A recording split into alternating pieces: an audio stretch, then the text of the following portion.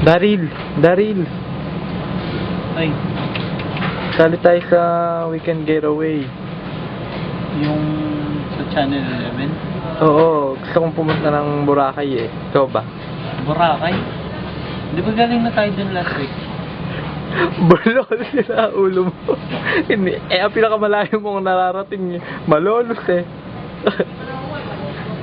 Hindi, sabihin natin kay Drew, kailangan na nating pumunta ng Boracay. Baka mag-end of the world na sa 2012.